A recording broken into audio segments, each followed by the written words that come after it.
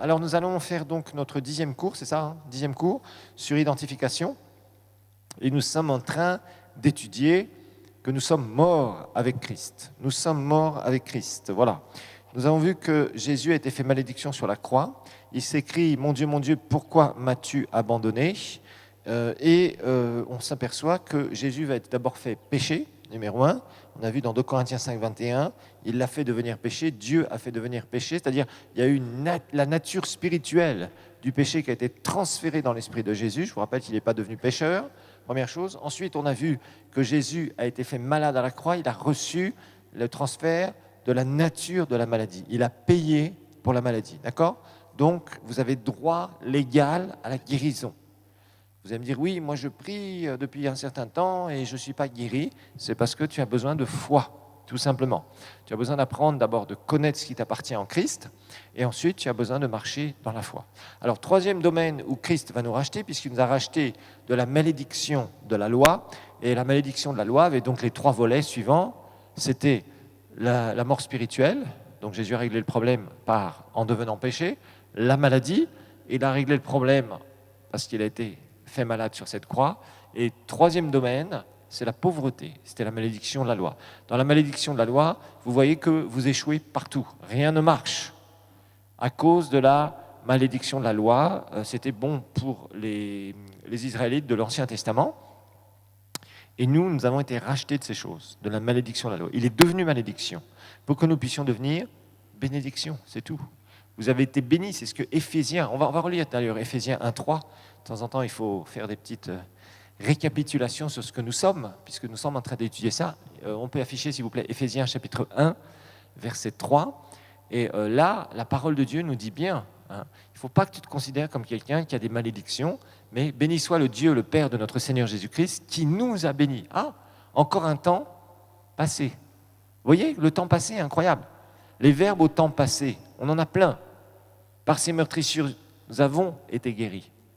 Là, nous avons été bénis. En fait, ce que vous allez découvrir, c'est que vous avez un immense réservoir de bénédiction au 3e ciel. Et imaginez-vous la vie chrétienne comme ça, c'est très simplement. 3e ciel, il y a un immense réservoir, immense, que Dieu peut alimenter autant qu'il veut, où il y a marqué votre nom. Et il y a un grand tuyau qui coule vers votre vie sur la terre. Mais au bout de ce tuyau, il y a un robinet. Et le robinet, pour que ça coule dans votre vie, il faut savoir l'ouvrir. Voilà. Comprenez la vie chrétienne comme ça vous simplifiera les choses. Donc, Jésus nous a acquis un immense héritage. Et pour que cet héritage coule, se manifeste dans notre vie, c'est comme un tuyau avec un grand réservoir qui descend. On a juste à ouvrir ce robinet. Et ce robinet, tu vas l'ouvrir comment ? Par la foi. Voilà. C'est pas compliqué, c'est une image qui est simple, mais que vous devez apprendre. Dans le sens, vous devez savoir que ça vous appartient, ça m'appartient. Je n'ai pas besoin de le demander comme si ce n'était pas fait. C'est comme les gens qui demandent pardon et encore pardon pour la même chose. Non. Tu n'as pas à demander pardon 50 fois pour la même chose. Si tu as commis un péché, tu demandes pardon à ton Père. Sincèrement, bien sûr. Sincèrement. La sincérité du cœur, c'est la clé. Et la Bible nous dit qu'il est fidèle et juste pour nous pardonner de nos iniquités, nous purifier, nous restaurer. Ok ? Maintenant, on ne joue pas avec le péché, comprenez-moi bien. Mais il y a un temps où tu dois sortir de cette condamnation. Parce que si tu n'arrives pas à sortir de la condamnation, le diable a un doigt sur toi. Et tu vas rester dans ce système de la condamnation. Maintenant, tu ne joues pas avec le péché, parce que le péché peut te détruire. Vous voyez la différence entre les deux ? C'est important. Tu ne dois pas mépriser le sacrifice de Christ, parce que tu vas dire, finalement, si je pêche, je vais demander pardon au Seigneur, il va me pardonner, ok ? Oui, c'est vrai. Mais c'est un peu comme un gamin qui est dans une famille. Il est là, le papa dit, il ne faut pas faire ça. Et le gamin dit, c'est bon, je vais le faire, je me prendrai une claque après, et puis ça ira. Vous voyez ce que je veux dire ? Ça, c'est une mentalité de gamin. Quand on est sérieux avec son papa, on va dire « Ok, papa, je vais t'obéir. » D'accord ? Maintenant, s'il m'arrive de glisser, ça peut arriver à tout le monde, de chuter, à ce moment-là, je reviendrai avec un cœur repentant. Vous voyez, c'est ça. Donc, Dieu nous pardonne. Le pardon nous est acquis, le pardon nous appartient. Parce qu'il y a des chrétiens qui n'arrivent pas à se pardonner, ça arrive. Hein. Moi, il y a des cas comme ça que j'ai vus. Des gens qui font des choses des fois, qui tombent, et ils n'arrivent pas à se pardonner, ils n'arrivent pas à revenir. Tu ne peux pas rester comme ça. Le pardon t'appartient. Rappelle-toi que le Seigneur dit dans Ésaïe 43, verset 25, « Il ne se souvient plus de nos péchés. » Ok ? La maladie, c'est pareil. La maladie, la guérison t'appartient. C'est à toi de marcher dans la bonne santé divine. C'est un choix. C'est une décision. C'est un niveau de foi. Pour la prospérité, c'est la même chose. Certains, vous souffrez avec les finances. Il y a un temps où il va falloir vous révolter contre ça. C'est comme quand on est malade. Il y a un moment où tu dois te révolter contre la maladie. Il ne faut pas hésiter. Tu ne dois pas hésiter. Il y a un moment où il faut se fâcher des fois dans la vie. On peut se mettre en colère avec une bonne colère. Vous savez que Dieu parfois se met en colère. C'est dans la Bible. Et parfois, il faut se mettre en colère quand on est fâché contre des choses inacceptables qui essaient de venir dans nos vies. C'est tout. Quand une maladie ne veut pas dégager, tu vas la faire dégager par la foi. Tu vas prendre tes responsabilités dans la foi. Et tu vas faire dégager ces choses. La pauvreté, ce n'est pas quelque chose qui doit s'attacher à toi. Ça s'est peut-être attaché à toi pendant des générations avant toi, mais maintenant tu vas en sortir. Et tu dois être déterminé à en sortir. Je ne te dis pas que le chemin sera facile, parce qu'il y a plein de choses. C'est comme quand quelqu'un est malade depuis des années et des années, il vit avec ça. Et il y a un moment où il doit se révolter et dire « ça suffit, c'est terminé ça, à partir d'aujourd'hui ». La pauvreté, ça sera la même chose. Le péché, c'est la même chose. Chaque domaine où Jésus nous a rachetés, il y a un moment où tu dois dire « ça suffit ». Et aujourd'hui, ça va changer. Ça, c'est prendre une position. Quand tu sais ce qui t'appartient, tu dois prendre position et tu dois tenir ta position de foi. La Bible va nous parler du bon combat de la foi. La Bible ne nous parle pas de nous battre contre le diable, nous battre contre les démons, ça c'est Jésus qui l'a fait. Tu dois chasser les démons, c'est pas la même chose. Chasser quelqu'un, c'est que tu as autorité. S'il y a quelqu'un qui vient te perturber dans ta maison et te raconter des histoires ou essayer de te voler, qu'est-ce que tu vas faire ? Tu vas le chasser. Pourquoi ? Parce que tu as l'autorité de le faire. Tu ne vas pas le supplier « Oh, voleur, pars de ma maison, s'il te plaît, voleur. Non, voleur, pars de ma maison. » Non, tu vas lui dire « Toca, palais. Parle d'ici vite fait. Sinon, tu vas voir, je vais t'attraper et tu vas passer un mauvais quart d'heure. » C'est tout, parce que tu as autorité sur ta maison. Voilà. Tu as autorité sur ta vie. Donc, on va le découvrir au fur et à mesure. On va le découvrir au fur et à mesure. Quoi faire et comment faire. D'abord, il faut être instruit. Vous voyez, dans la vie chrétienne, ça commence comme ça. Je suis instruit, je comprends ce qui m'appartient, et après, je veux mettre en application ça dans ma vie. Je ne veux pas de vous des théoriciens, ça ne m'intéresse pas. Cet institut n'est pas un institut de théologie classique. C'est vrai qu'on a quelques cours comme les cours que vous préférez, je suis sûr c'est survol du Nouveau Testament, et là il y en a un que vous allez encore plus aimer, surtout le test, ça va être survol de l'Ancien Testament. On fera aussi des cours de théologie classique, l'histoire de la Bible, c'est intéressant. On fera l'histoire de l'Église aussi, ça c'est les cours de théologie classique. Mais ça c'est parce qu'il faut avoir une connaissance globale, c'est normal. Il vous faut des connaissances à droite, à gauche de certaines choses. Mais mon objectif, ici dans cet institut, c'est que vous puissiez acquérir la parole et surtout vous puissiez la mettre en pratique dans vos vies. C'est ça qui m'intéresse. Ce qui m'intéresse, c'est les fruits que vous allez porter. Ce n'est pas la connaissance que vous allez avoir. Mais la connaissance est indispensable avant de porter les fruits. Allez, revenons à notre sujet sur Jésus a été fait pauvreté. Jésus a été fait pauvreté. On a vu que l'amour de l'argent, c'est la racine de tous les maux.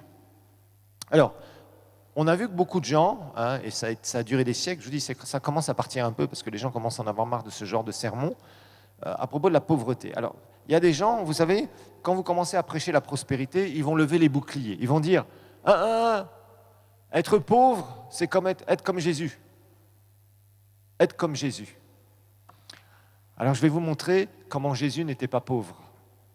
Mais si, pasteur, il est né dans une crèche. Il avait rien. Ah bon? Les mages, ils sont venus apporter quoi à Jésus? Des cailloux? Du manioc? De la pâte de manioc? Non, de l'or. C'était des gens très riches, c'était des princes arabes très riches, dirigés par le Saint-Esprit. De l'or. Même la naissance de Jésus a été entourée par l'or. Allez, Luc chapitre 8. Ah, vous allez voir. Aujourd'hui, on va faire des calculs. Ceux qui aiment bien un peu les mathématiques, c'est intéressant. On va faire des choses intéressantes. D'accord? Je vais vous donner quelque chose d'intéressant. Luc chapitre 8, versets 1 à 3. Ensuite, Jésus allait de ville en ville et de village en village. On voit que Jésus avait ce qu'on appelle un ministère itinérant. Ça veut dire qu'il va d'endroit en endroit. Il prêche l'évangile. C'est tout à fait typique de quelqu'un qui est évangéliste. Par exemple, un évangéliste, un vrai évangéliste, un vrai ministère d'évangéliste, on étudiera ce que c'est. C'est quelqu'un qui va aller d'endroit en endroit en endroit en endroit. Et vous savez, vivre d'un endroit à un autre, ça coûte cher. On va faire des calculs. Jésus allait de ville en ville, de village en village, prêchant et annonçant la bonne nouvelle du royaume de Dieu. Ce n'était pas la mauvaise nouvelle qu'il annonçait, c'était la bonne nouvelle du royaume de Dieu. Les 12 étaient avec lui. Donc ils étaient combien en tout? 13, bravo. On commence les mathématiques. On commence simple, on va compliquer dans quelques minutes.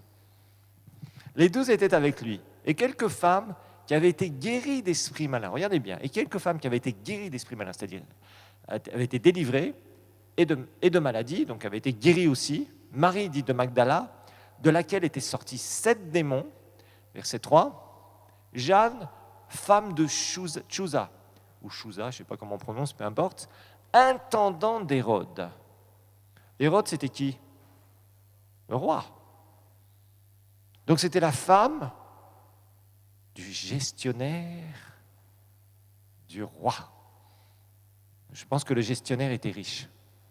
Qu'est-ce que vous en pensez? Certainement.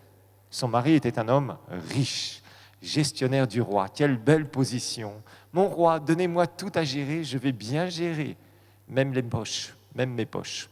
Intendant d'Hérode, Suzanne et plusieurs autres, qui faisaient quoi? Assistaient de leurs biens. Apparemment, ce n'étaient pas des femmes qui étaient fauchées. C'était des femmes qui avaient de l'argent. Quelle réputation! Ministère de Jésus soutenu par des femmes. Ah, la réputation de Jésus. Imaginez. Et ce qui est intéressant, c'est que Jésus n'était pas en train de raconter « Oh, donnez au plus grand des ministères qui ne va jamais exister sur la terre, mon ministère, donnez $100 et demain vous aurez $3000. » Non, Jésus ne faisait pas ça. Jésus, d'abord, qui donnait à son ministère?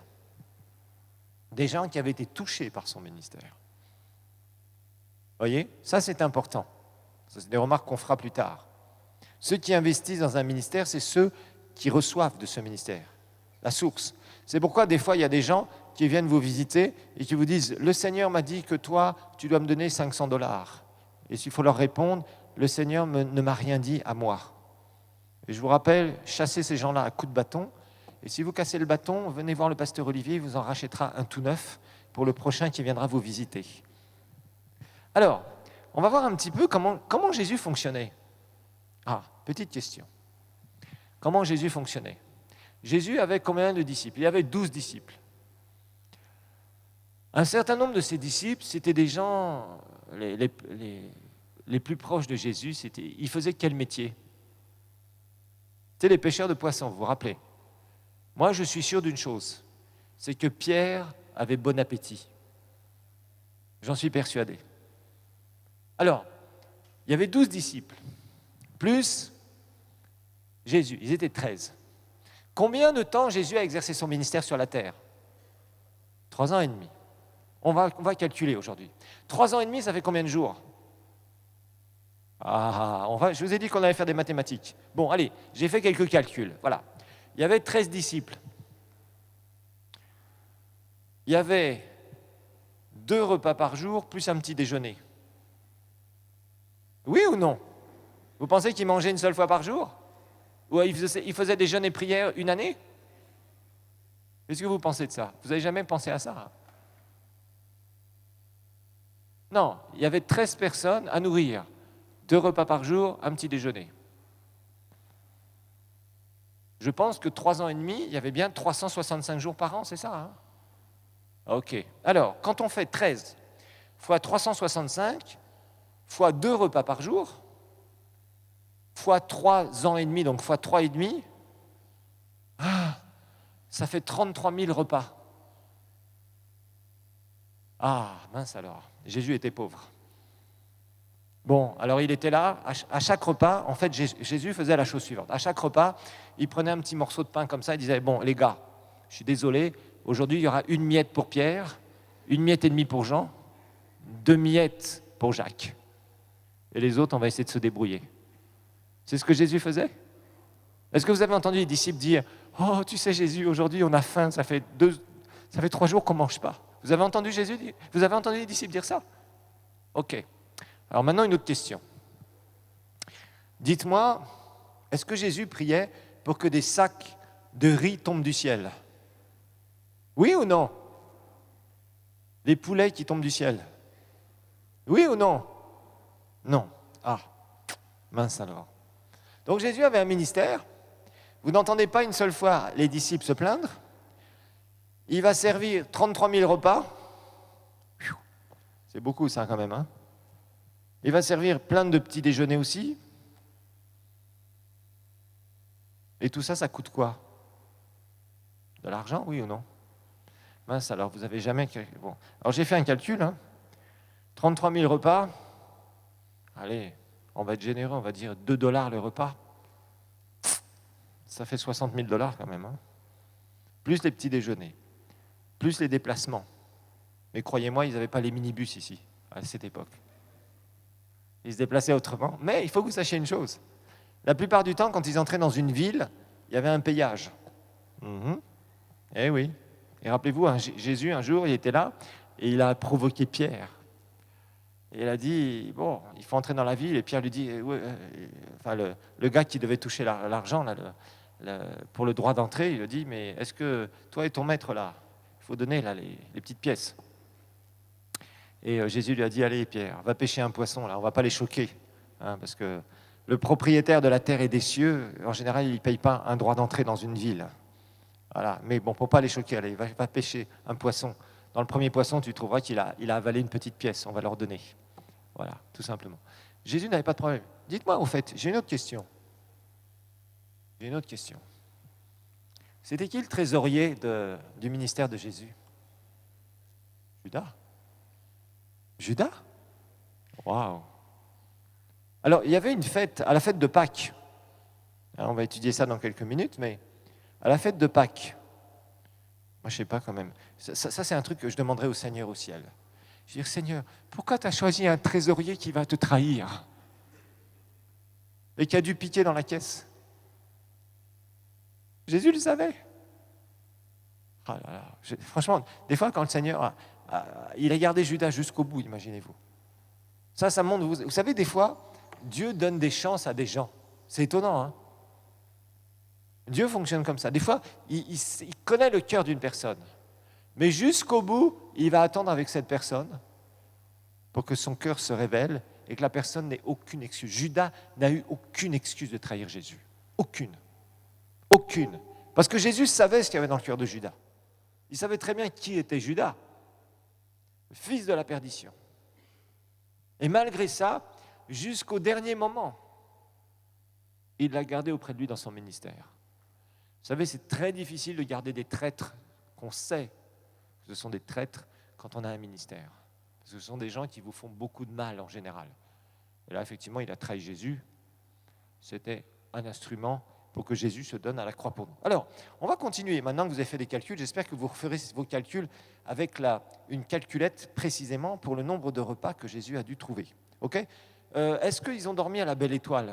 Ils ont dormi dehors, les disciples? Vous n'êtes pas posé la question. Où est-ce qu'ils dormaient? 13 personnes. Est-ce que si 13 personnes arrivaient chez vous un soir, vous pouvez les accepter comme ça, dormir chez vous? C'est compliqué, hein? On ne sait pas exactement ce qui s'est passé. Mais certainement qu'ils ont dû dormir dans des auberges parfois, ils ont dû dormir à droite à gauche. chez des gens aussi où ils étaient accueillis. Mais tout ça, c'est des frais, des frais, des frais, des frais. Le ministère de Jésus, pendant 3 ans et demi, a dû supporter beaucoup, beaucoup de choses, financièrement parlant. Alors, on va regarder un petit peu. Hein. Sachez une chose, Jésus n'était pas là pour installer un ministère, un siège. Jésus savait qu'au bout de 3 ans et demi, il repartirait. Et Jésus voulait une chose, que l'évangile soit prêché à Jérusalem seulement? Non, rappelez-vous, il savait que ses disciples devraient partir dans le monde entier. Dans le monde entier. Donc c'est pour ça que Jésus n'a jamais fait un quartier général quelque part.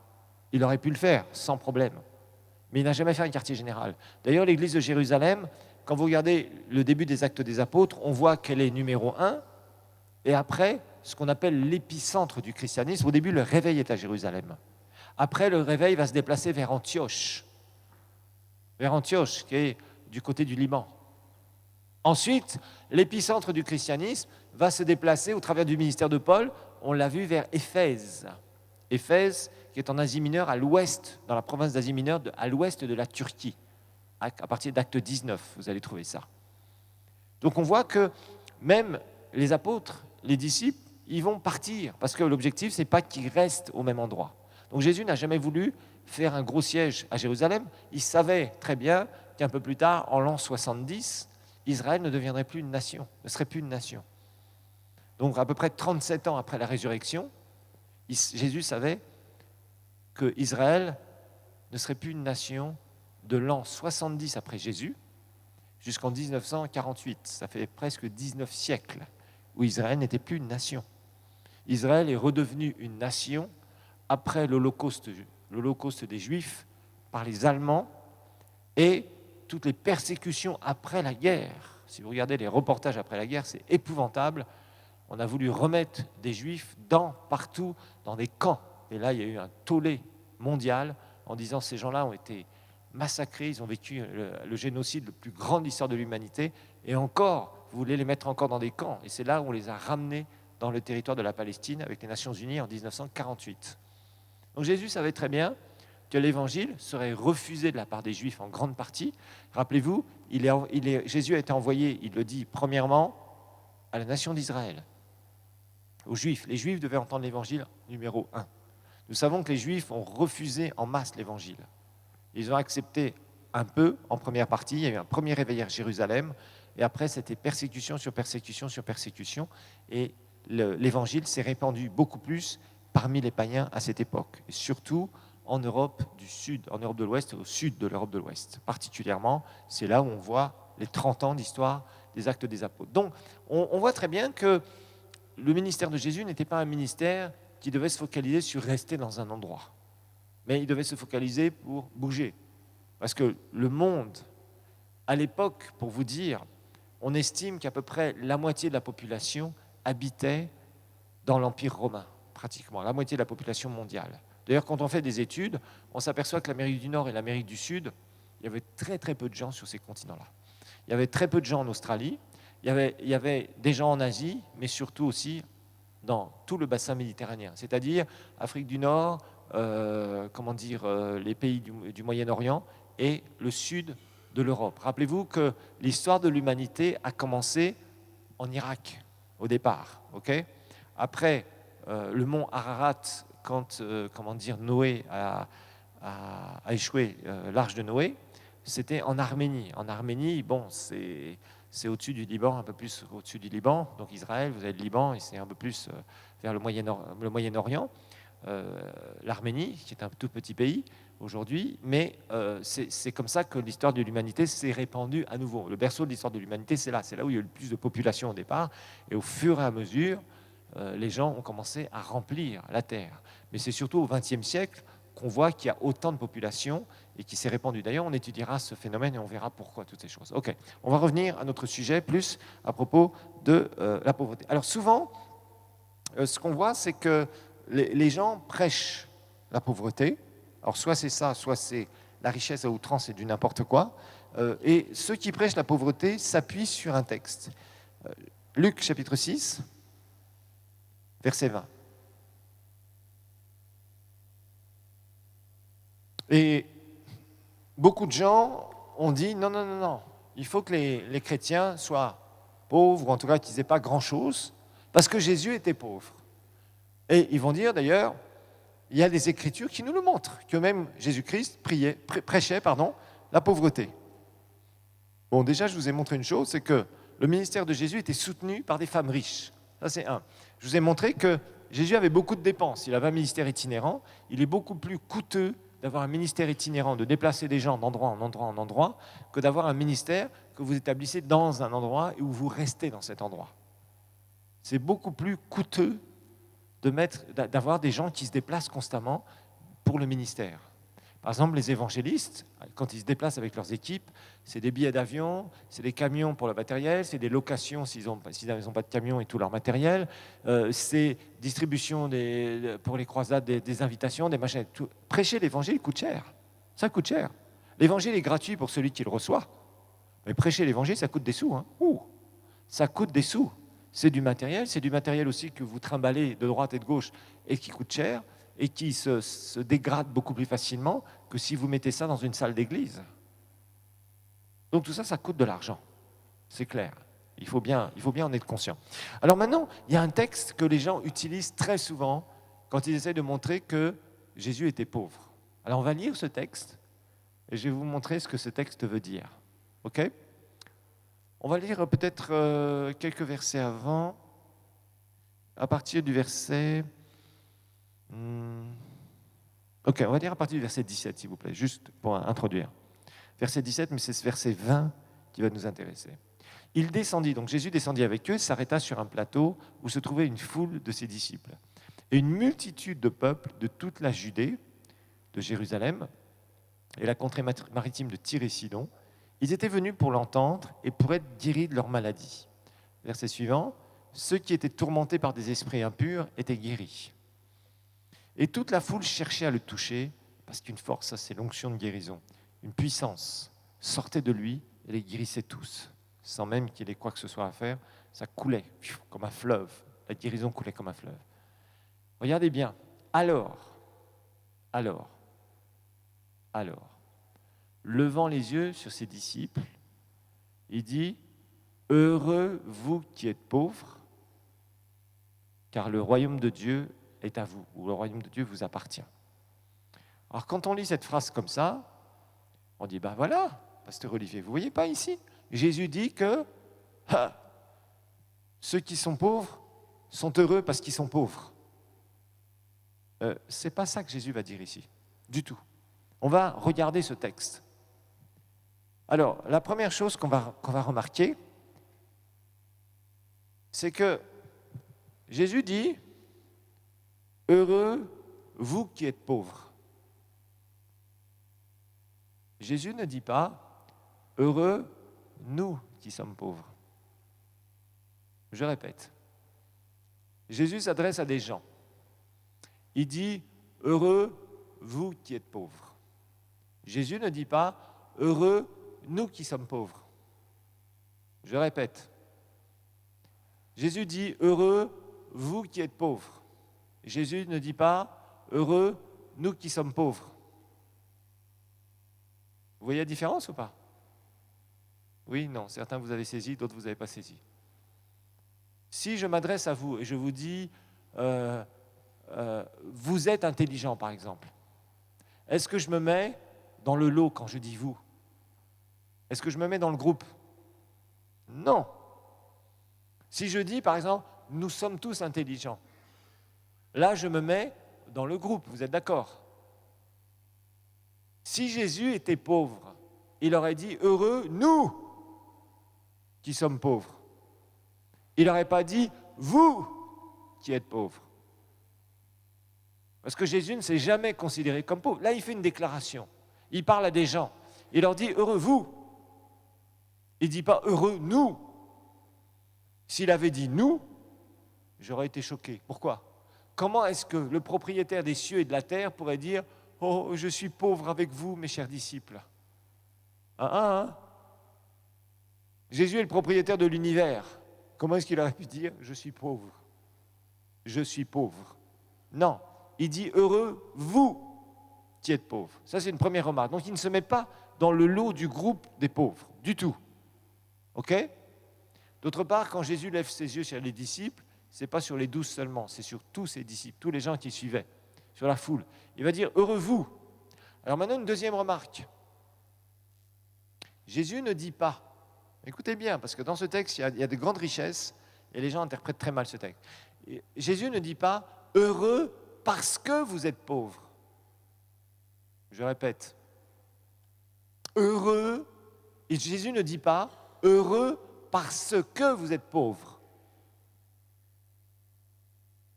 Je répète, Jésus ne dit pas heureux parce que vous êtes pauvres. Sinon, effectivement, il aurait dit que la pauvreté rend les gens heureux.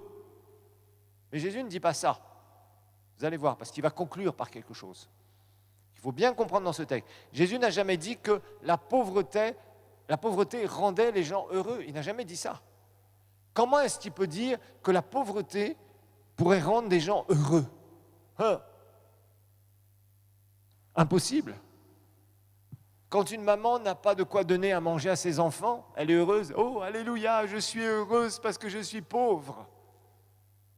Un papa qui se fait chasser de sa maison parce qu'il n'a pas payé son loyer. Oh, gloire à Dieu. Ah, Seigneur, tu as dit heureux parce que je suis pauvre. Non. La pauvreté écrase, avilit l'homme, c'est-à-dire l'humilie. Quelqu'un qui est dans la pauvreté, c'est quelqu'un qui est humilié. Soyons bien clairs. Ça humilie les gens.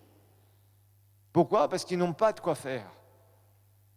Et la Bible nous dit que le riche domine sur le pauvre. Quelqu'un qui est pauvre, il est dominé, il est humilié, il est dégradé par sa condition.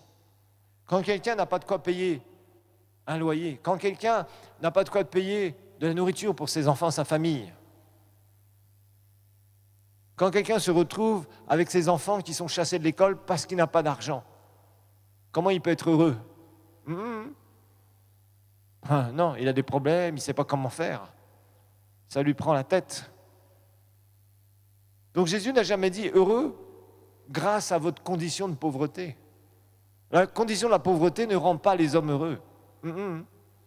Au contraire, ça les amène à se bagarrer, ça les amène des fois à faire des choses qu'ils ne feraient jamais s'ils avaient des moyens. Vous voyez des gens des fois qui se battent pour un billet de 100 francs ici. 100 francs, ça représente quoi ? Rien.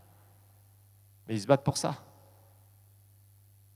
Et le diable se frotte les mains, voyant la créature de Dieu, créée à l'image de Dieu, manquer et se bagarrer pour quasiment rien. Imaginez-vous, la pauvreté ne peut pas rendre un être humain heureux. Vous me dire, ah si j'ai la joie de Jésus. Oui, d'accord, tu peux avoir la joie de Jésus, mais quand ton ventre est vide, ça va être difficile. Ta joie ne va pas rester très longtemps.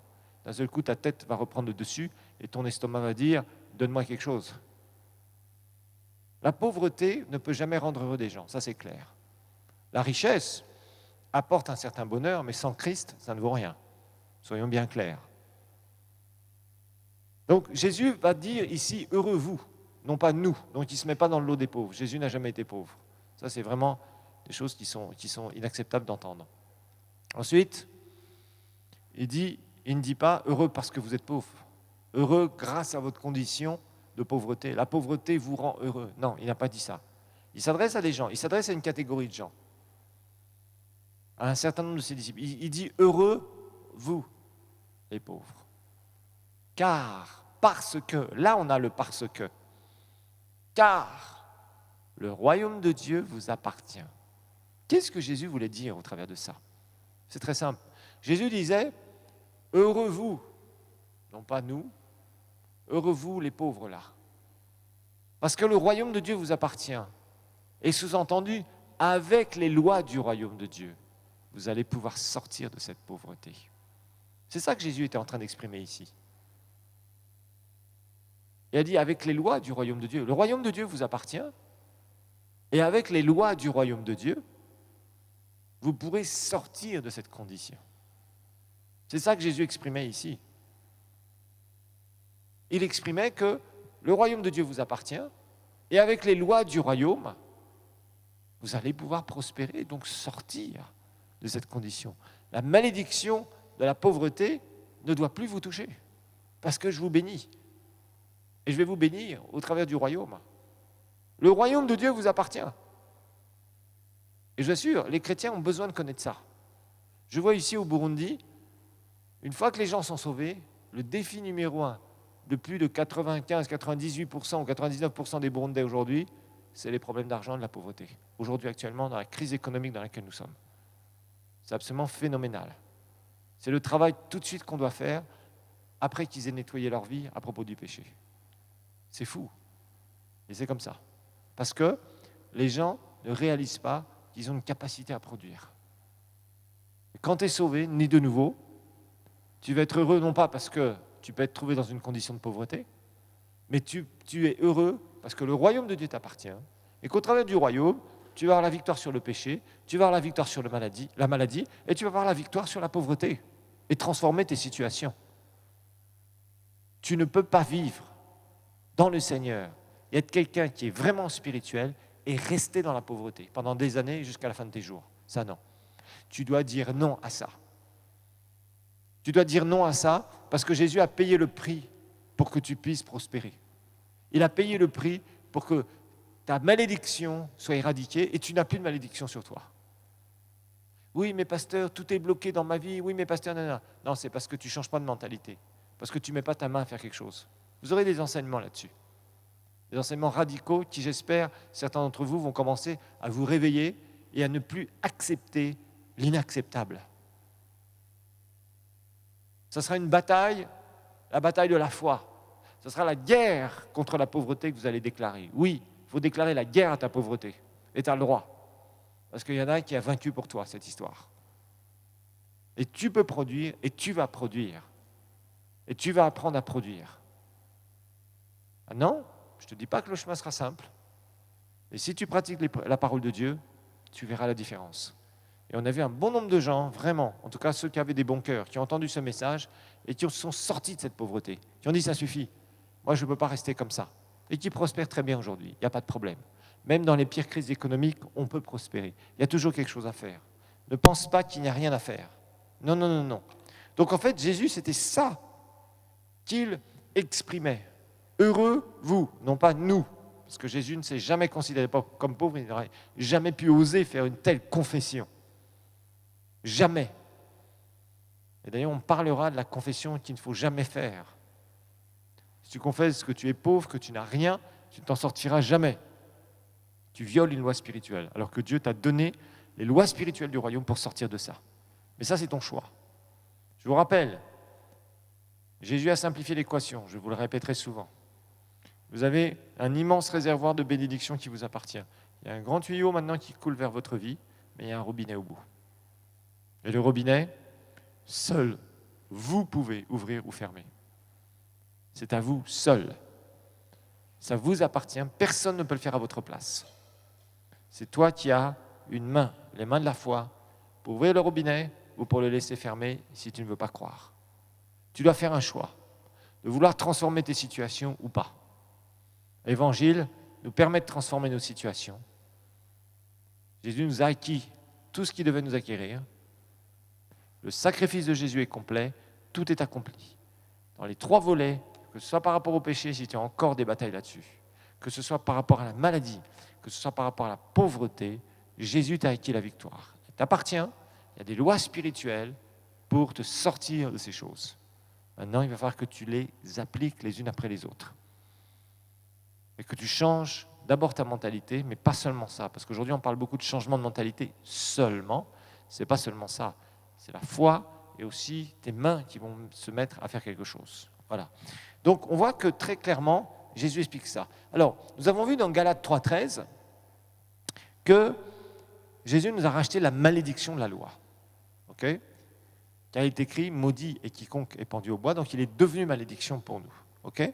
Alors dans 2 Corinthiens 8, verset 9, 2 Corinthiens 8, verset 9,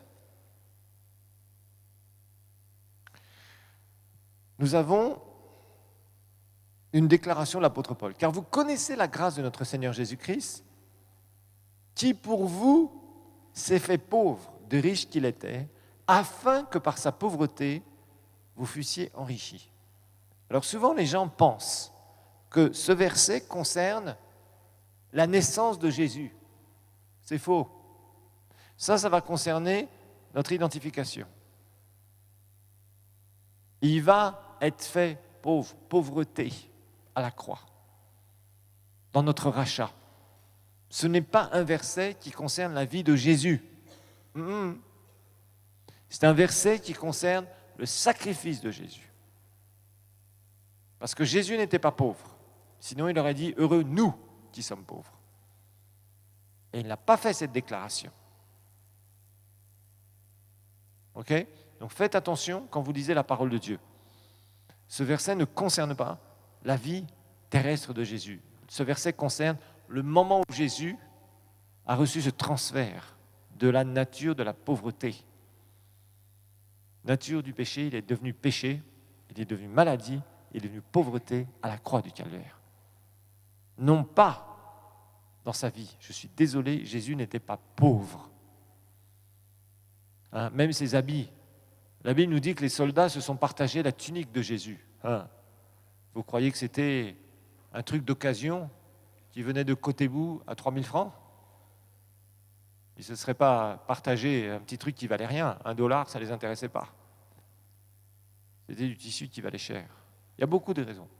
Il y a beaucoup de choses que je pourrais vous montrer dans le ministère de Jésus et dans la vie de Jésus. Donc ne pensez pas.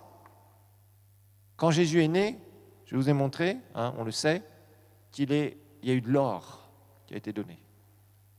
Cet or, d'ailleurs, a certainement servi aux parents de Jésus quand l'ange a dit « Maintenant, il faut que tu partes parce qu'on en veut à la vie de l'enfant ».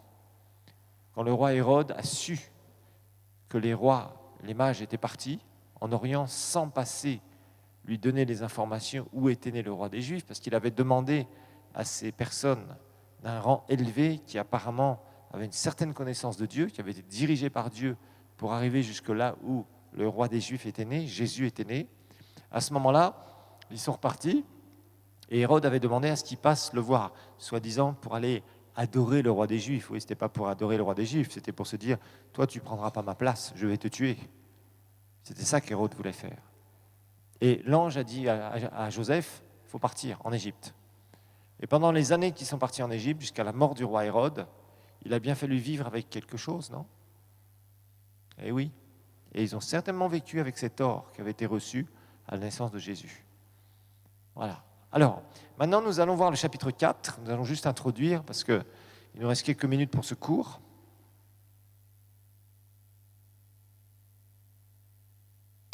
Et nous allons lire un certain nombre de paroles que souvent les chrétiens comprennent mal. Chapitre 4, nous avons été ensevelis avec Christ. Donc là, nous avons vu que nous avons été crucifiés avec Christ. Ok ? Ensuite, nous avons vu que nous sommes morts avec Christ.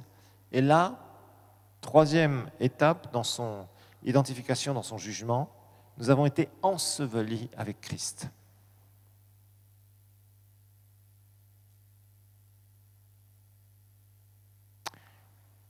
La Bible va nous dire quelque chose dans Matthieu 27, au verset 50.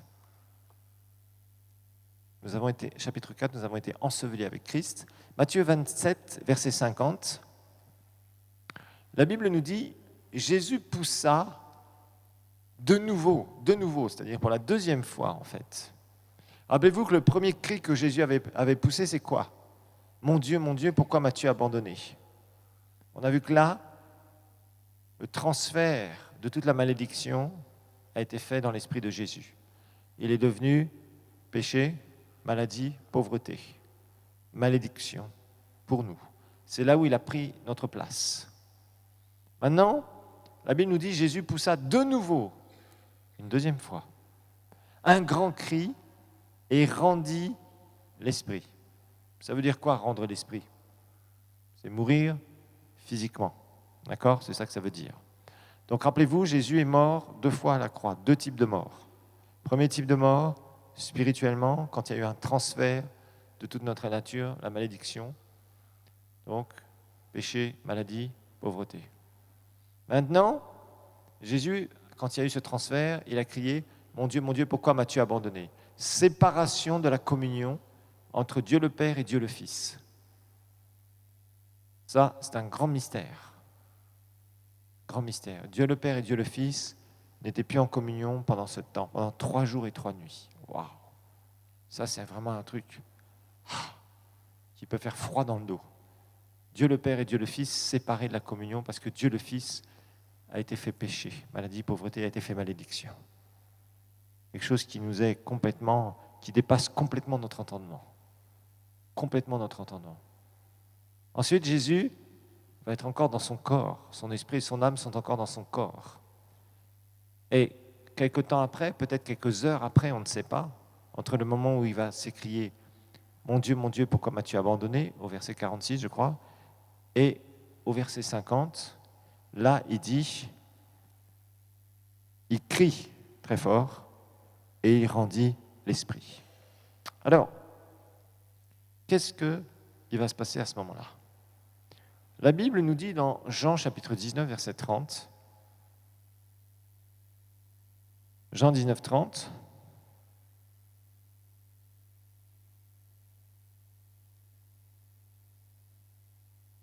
quand Jésus eut pris du vinaigre, il dit, c'est les passages parallèles, le passage parallèle à Matthieu 27, 50, quand Jésus prit le vinaigre, il dit, tout est accompli, et baissant la tête, il rendit l'esprit.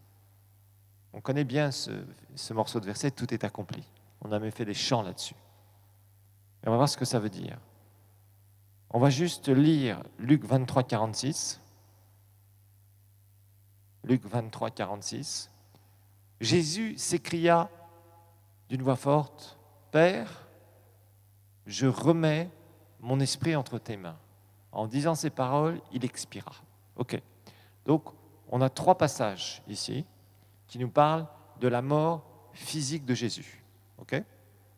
Ces 3 passages parallèles. Le premier, on l'a vu, il pousse de nouveau un grand cri dans Matthieu et il rendit l'esprit. Le deuxième, Jean, tout est accompli. Le troisième, Luc, je remets mon esprit entre tes mains. Et en disant ces paroles, il expira. Qu'est-ce que Jésus a voulu dire ici? Nous savons que là, Jésus va mourir physiquement. Rappelez-vous, quand un homme meurt physiquement, la mort, rappelez-vous, c'est synonyme de séparation. Vous le savez bien maintenant. Il est mort spirituellement. Ensuite, il va mourir physiquement. Donc c'est le moment où son esprit et son âme vont sortir de son corps. Mort physique, ok? C'est très clair. Maintenant, vous avez bien compris ça. Mais ce qui est étonnant, c'est ce que Jésus dit maintenant. Jésus dit, je remets mon esprit entre tes mains. Il dit, tout est accompli. Qu'est-ce que Jésus était en train de dire? Jésus était en train de dire, ni plus ni moins, qu'il était en train de passer le relais au Père. C'est ça. C'est exactement ça. Et voilà, je meurs sur la croix, je suis là, j'ai ce transfert de la nature du péché, la nature de la maladie, la nature de la pauvreté. Je suis devenu une malédiction dans ma nature spirituelle pour racheter les êtres humains. Ça, j'ai pu le faire. Je me suis donné. Rappelez-vous, Jésus disait jusqu'à présent, mon heure est venue. Ok, il se laisse arrêter, il se laisse prendre, il se laisse fouetter, il se laisse insulter, il se laisse crucifier. Tout ça, il accepte. Tout ça, volontairement, il accepte. Tout ça, ça dépendait de sa volonté. Maintenant, il est cloué sur la croix. Il reçoit la nature de la malédiction. Il devient péché, maladie, pauvreté. Ok. Il est encore vivant dans son corps. Il peut encore dire quelques mots, il peut encore juste parler. C'est tout ce qu'il peut faire. Pendant ces quelques heures de la crucifixion, de la mort à petit feu, je vous rappelle, une mort lente des crucifiés, je vous le rappelle, on a étudié ça. Et là, à ce moment-là, au moment où il va mourir physiquement, c'est fini. Le reste, il dit, Père, maintenant, c'est à toi de faire le reste. C'est à toi de faire le reste. Et on va voir que, à partir de ce moment-là, Jésus va aller dans un endroit. Nous allons étudier ça au prochain cours, ça va être très intéressant. Très, très intéressant. C'est là où justement nous allons découvrir le monde invisible. Ah, ah. Nous allons faire une étude justement sur le monde invisible. Qu'est-ce qu'il y a au troisième ciel? Qu'est-ce qu'il y a sur la terre? Et qu'est-ce qu'il y a dans le monde invisible des esprits? On va étudier des expressions comme le sein d'Abraham, comme le séjour des morts, comme l'enfer. On va étudier ça. Je vous montrerai aussi certaines expressions en grec, le tartaros. On va se poser des questions. Où vont les esprits humains quand ils meurent? On va voir aussi où sont un certain nombre de démons aujourd'hui, depuis qu'ils ont été capturés après la grande révolte du chérubin aux ailes déployées qu'on appelait Lucifer dans l'Ancien Testament. Tout ça, vous devez le savoir. Vous devez savoir comment ça se passe. Qu'est-ce qui se passe? Y a-t-il des démons au troisième ciel? Nous allons découvrir certaines choses. Qu'est-ce que les saints de l'Ancien Testament devenaient quand ils mouraient? Question intéressante. Vous allez avoir toutes ces réponses, mais pour ça, il faudra venir au prochain cours. Que le Seigneur vous bénisse.